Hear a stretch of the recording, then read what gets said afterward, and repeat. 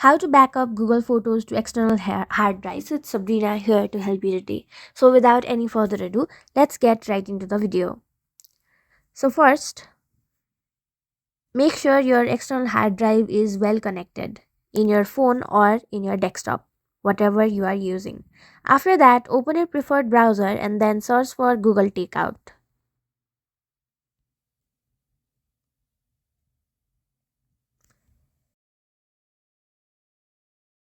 The account that you used for backing up your photos.